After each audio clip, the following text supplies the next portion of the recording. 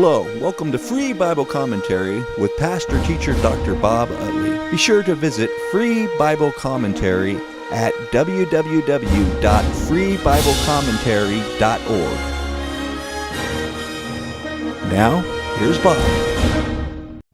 We're starting our study of 1 Kings. It's really a continuation of the history that was in 1 and 2 Samuel. It's going to deal with the life of Solomon. It's going to start the first couple of verses, maybe the first chapter or two, really kind of close out 2 Samuel, the life of David, and begin with the life of Saul. The historians of 1 and 2 Samuel and 1 and 2 Kings share the same worldview. There is one God. He is both loving and just. He called Israel to call a world, and he is using the line of Abraham to bring forth a Messiah to be a blessing to the whole world. And this is kind of the underlining presuppositions throughout this. Let's look at the text if we could. Now, King David was advanced in age. We learned from 2 Samuel 5:4 that he was 30 years old when he became king, and he reigned 40 years. From 1 Kings 2:11, we see that he reigned for a little while in Hebron, just over Judah, and then later he was over the entire people of God in Jerusalem. Now notice again it says, and they covered him with clothes, but could not keep him warm. It seems that this first account of the very feebleness of David is meant to give a background to the rebellion of Adonijah, and also to show that his asking for this young concubine that we're going to be introduced to in just a moment was really an attempt to seize the throne. Both these seem to be reasons why this was brought up. So his servant said to him, let them seek a young virgin. Now, this is going to be someone to basically keep him warm. Now, there's two possible motives here. It says that he couldn't get warm with blankets. We know from ancient medical practices that putting another person next to a sick person or a cold person or an old person was a theory of keeping them warm. And they're going to pick a young virgin. I think there was something of the hope of his servants that possibly a new young concubine might revive David, might stimulate him, might increase his energy level. Whether that's true or not, we just can't be certain. It's obvious for warmth. Notice it says that the king may be kept warm at the end of verse 2. But look at verse 3. So they searched for a beautiful girl. Now, why for a beautiful girl just to act as a heating blanket? Well, because she would be the wife of the king, and she'd become part of his harem and become holy because he's holy and royal because he's royal. And so it had to be a special lady. They found a girl named Abishag, and she was a Shulamite. Now, this is somewhere in the plain of Jezreel, and we see that in Joshua 19:18 and 1 Samuel 28:4. The girl was very beautiful, and she became the king's nurse and served him. And that's pretty much what she did. But the king did not cohabit with her. Now, this little phrase is mentioned, I think, for the fact that although she was considered to be in close contact with the king and therefore a part of his harem, there really weren't any sexual relationships involved. And maybe that's why that later on Adonijah is going to ask for her. But because she had been close to the king, she did have this status as the king's wife. Now, Adonijah in verse 5, that he is the fourth son of David. Now, the other two sons was killed, Amnon, and then Absalom revolted. We have one more son named Daniel, but he apparently died as a child. And you might want to see 1 Chronicles 3:1. So this was the next in line, and it seemed like the right of progenitor, he should be king. His name basically means Adonai, with the my preposition, my Lord Yahweh, or Yahweh my Lord. So it's the two names for gods, Adonai and Yahweh here, with the preposition my.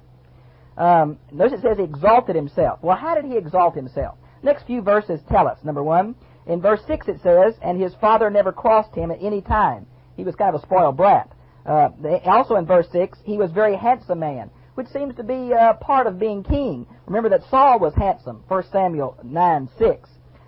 David is handsome, 1 Samuel 16:12.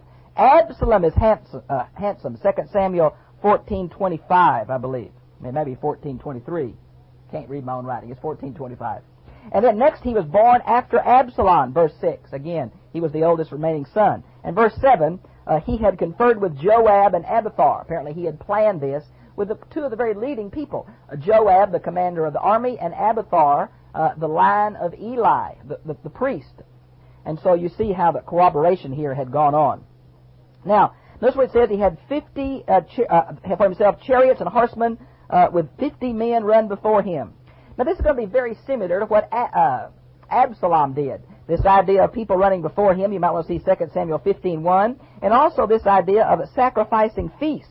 We see it down here in verse 9. That's similar to what Absalom did in 2 Samuel 15:11 and 12. So Adonijah kind of parrots Absalom, and apparently Absalom was fulfilling the expected procedures of becoming a king.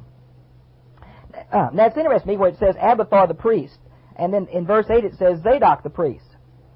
We know from earlier studies that Abiathar was the remaining descendant of the slaughter by Saul of the priest of Nob in the tabernacle, and Abiathar went to be with David. Apparently, David, after at least the capture of Jebus, Zadok also becomes high priest. There were two high priests. Now, some say this was because that the tabernacle, what was left after the Philistines destroyed Shiloh, whatever that was left, was moved to another place. At this point, Gibeon. Now, it wasn't the Ark of the Covenant. The Ark of the Covenant was brought to Jerusalem. But what was left of the tabernacle and the brazen altar and all that was in Gibeon. And we learned later on that Zadok was of the control of the brazen altar in Gibeon, and Abiathar apparently served the ark in Jerusalem. Now, Zadok is said to also be of Aaronic descent. We find that from 2 Samuel chapter 8, verse 17, and 1 Chronicles chapter 6, verses 3 through 8. We also see that he served in Gibeon from 2 Chronicles 16:39. He was also a Levite warrior. He's listed among the warriors of Levi, surprisingly enough, in 1 Chronicles 12:28. And, of course, he was co-priest with Abiathar. You might want to see 2 Samuel 8:17 and 1 Chronicles 15:11. Some think that the word Sadducees comes from the word Zadok. We're just not sure. Now, in verse 8, there are three groups that are not mentioned that Adonijah did not invite. First of all, he did not invite Zadok the priest. He did not invite Benaiah, the leader of David's special military force, and he did not invite Nathan the prophet. And here's a couple of the groups we're not sure of. Shimei and Ray, we have no idea of who they are. This is not the Shimei that cursed David. It's another one. And the mighty men who belonged to David. Now, these were a special bodyguard of who Benai is a commander over. So they were not invited to this special dinner. So as a selected group, all the other king's son, all the other court officials apparently were invited. Now in verse 9 it says, Adonijah sacrificed at a stone close to the well of En Rogel. Now this was pretty close to Jerusalem, down the Kidron Valley. Some say this stone is a serpent stone, but really I think it means sliding or gliding. It may have been a large stone that slid down the hill into the Kidron. We're just not exactly sure. But it was a prominent place, and everybody in Jerusalem would have known that. Let's see. Now in verse 11, Nathan came and spoke to Bathsheba, the mother of Solomon. Nathan is going to plan how they're going to confront David. The whole reason this has happened is because David had neglected in informing the people that he had apparently already chosen Solomon. And now he's becoming feeble, and people are taking advantage of him. And so they're going to kind of plan how they're going to approach him. Nathan says, you go in and talk to David first, and then I'll come in right behind you and confirm it. And so they kind of work that together.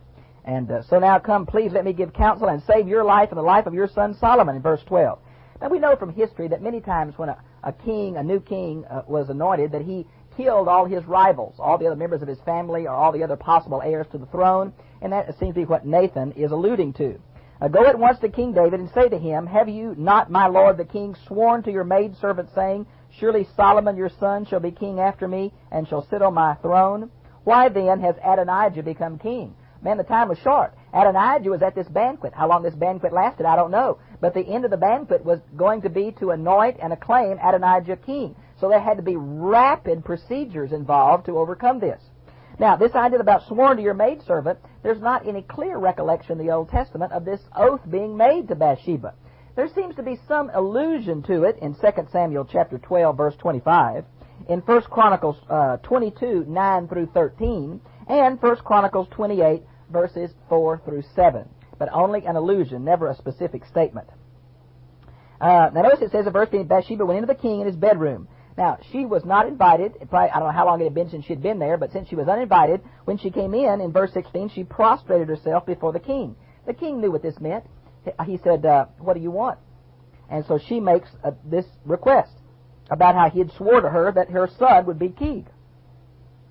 And now, behold, Adonijah is king, and now, my lord the king, do you not know it? And so David was informed what was happening, and he did not know it. Now in verse 20, we see they're kind of flattering David, but I think it's true.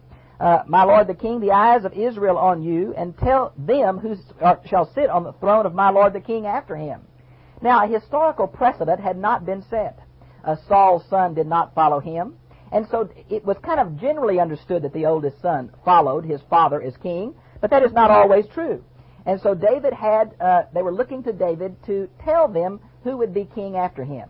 To tell you the truth, Adonijah was the most likely person. Why? He was the oldest. He was very handsome. He looked like a king. The most unlikely person was Solomon because of all the sin with Bathsheba and all the problem that caused. But we're going to see. Otherwise, verse 21, it will come about as soon as my lord the king sleeps with his fathers. Now, that's interesting. This sleep with his fathers, sleep is an Old Testament idiom for death. And, of course, the Jews believed there was an afterlife, but it was kind of a shadowy existence in the netherworld or the underworld where people were there and they were conscious, and they may even have been in family groupings there, but there was no fellowship and no real joy.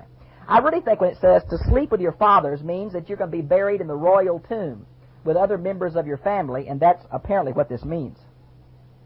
When it says, my son Solomon and I will be considered offenders, the word here is sinners, but it means offenders in a political sense. And obviously, as heir to the throne, he might be killed. In verse 22 and following, it's where Nathan comes in and kind of confirms what Bathsheba has said. And he even goes so far as to say in verse 25, the crowd's already saying, "Long live King Adonijah." Now, this kind of got David's blood going, and he's about to do something. Look at verse 28. King David called Bathsheba, and she came to the king's presence, and the king vowed and said, "As the Lord lives," verse 29. Now, this is a play on the word for Yahweh. It's from Exodus 3:14. It's from the Hebrew verb to be, and I think it means the ever-living, only-living God. Literally, it's I am that I am, or I am the ever-present, ever-living one. And so here's an oath that David makes. A parallel to this same kind of oath would be 2 Samuel 4:9. Who redeemed my life. This is a very common phrase. There's two words for redeemed. They both mean to buy someone back, slavery or economic indenture. But one has the idea of a personal agency. So God purchased David. The opposite of it would be that God sold them. You see that in the book of Judges quite often. Now in verse 3 it says, "As I vowed to you," there's that reference to that vow that we have no record in the Old Testament of. "Your son Solomon shall be king after me." He was a very unobvious choice. "May the Lord the king live forever," Bathsheba says to him in verse 31. That's a strange thing to say to a dying man. Maybe it's just polite court ritual. Some say it's a view of the afterlife, but I think that's not true. Some may say, "May the life force of David continue on in his descendants on the throne," kind of based on 2 Samuel 7, and that may be a better understanding here. So David in verse 32 is going to call Zadok the priest and Nathan the prophet and Benaiah, the leader of the king's bodyguard. He's going to call his own bodyguard, going to call some of the servants, and they're going to take him to the Gihon spring. Now, this is not really a spring. It's more of a holding a pond where the water of Jerusalem comes. A very special place, closer to the city than where Adonijah is at En Rogel, and they're going to anoint Solomon there. And look at where it says going to make him ride on the king's mule in verse 33. Now, we learned that that was especially reserved for the king. We see 2 Samuel 13:29, and of course we see that Absalom, taking the king's donkey early, was trying to do the same thing. Josephus says that Solomon was 14 years old at this time. Most scholars would say he was about 20, but we don't know how old he really was.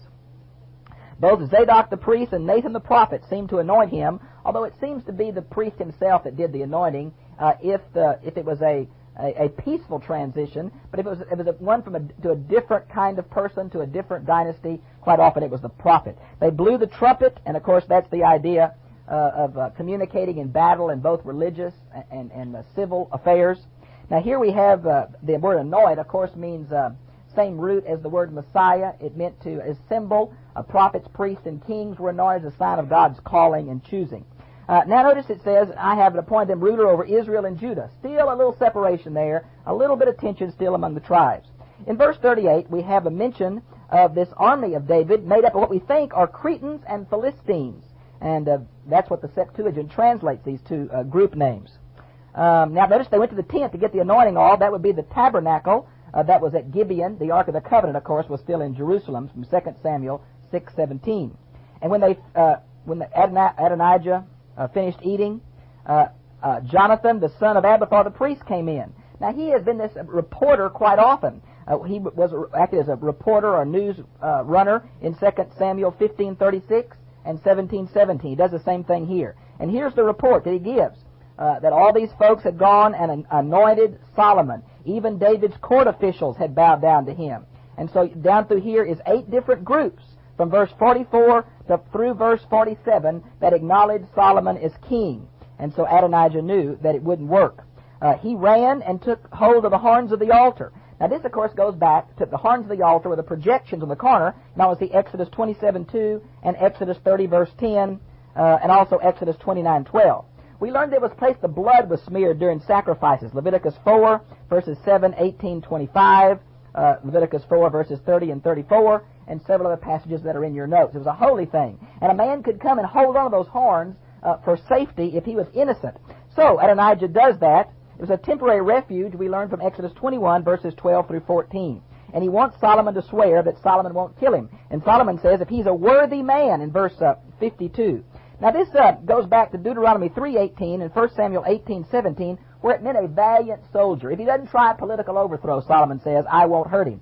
Adonijah is capitulating here by bowing down to David, and David says, go to your house, i.e., not house arrest, but stay in Jerusalem and don't cause any trouble. Now in chapter 2, David is going to die. He says he's going the way of all the earth. That's kind of reminiscent of what was told would happen in 2 Samuel 7:12. It's going to happen to all men. The king was very young. As I said, Josephus said he's 14.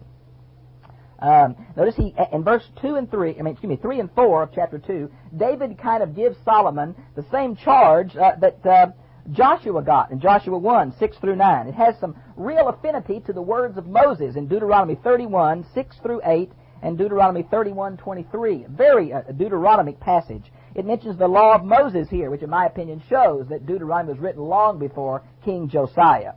And then verse 4 is the condition, if your sons are careful. And here's the conditional element of the covenant of Solomon, because we know in later years, though he started so good, he ended so poorly. And that conditional element is seen. If he'll walk before me, lifestyle faith, in truth, and the word here is truthfulness or trustworthiness, really, with all his heart, with all his soul. And this sounds a whole lot like the Shema, the prayer of Deuteronomy 6:5.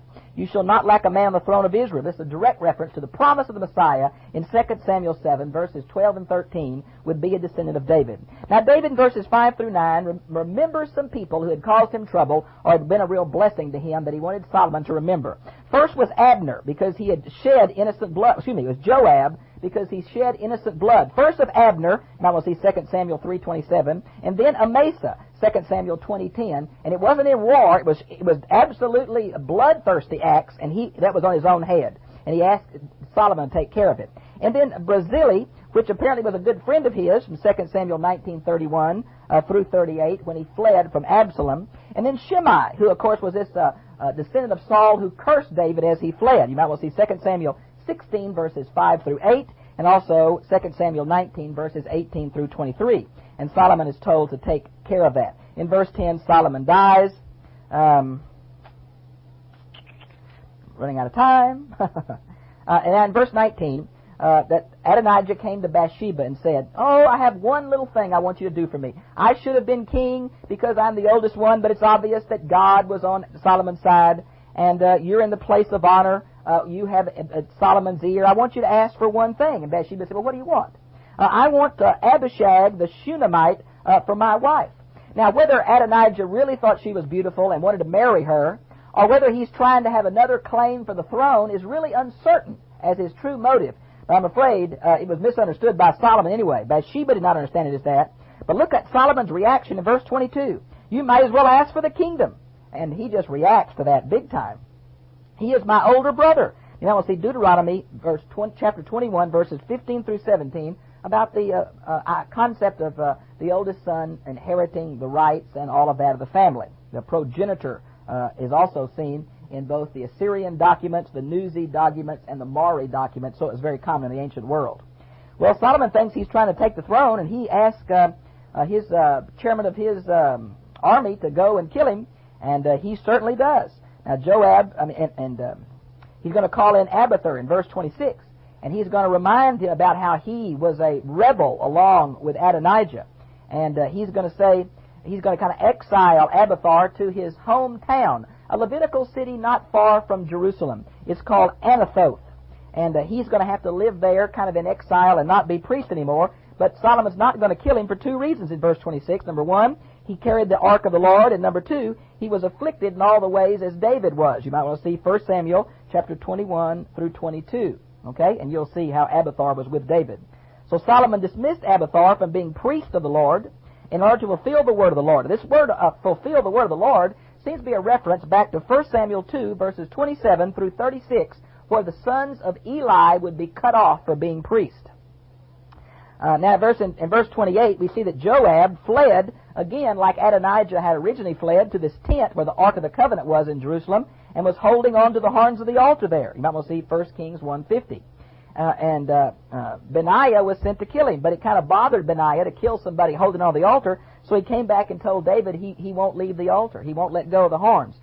Solomon says, Solomon, not David, kill him anyway. He's guilty of innocent blood. He killed both Abner and Amasa, and his blood will be on his own head, because this holding on the horns of the altar was only meant to protect those who kill someone innocently or in passion or in war, not premeditated murder. And all of Joab's murders like this, of these two military commanders, was done for personal reasons outside of battle. So he was guilty of his own blood. So the man goes back and kills him right there at the altar. Now he's going to be buried with his own house in the wilderness in verse 34. We learned that is near Bethlehem, and that seems to be where he was located. Now in verse 36 and following is the account of what happened to Shimei. Now David said, I keep saying David, I mean Solomon, told him that he was to build him a house in Jerusalem and stay there. Now he was one of the descendants of Saul, and apparently Solomon wanted to separate him from the tribe of Benjamin so he couldn't cause any riots or trouble. And told him if he'd stay in Jerusalem, he could live. For about 3 years he did that. But a couple of his slaves ran away to a Philistine city, and he went after them. Maybe there was some kind of procedure he had to come in person, and when he did, he crossed the Kidron and broke his own vow, and when he got back, Solomon summarily had him put to death. And here we see that Solomon is kind of establishing his throne. Now some have said it's very surprising that the mild, humble boy that prays so well in chapters 3 and 4 is this ruthless man of chapters 1 and 2 that kind of eliminates the enemies at the throne.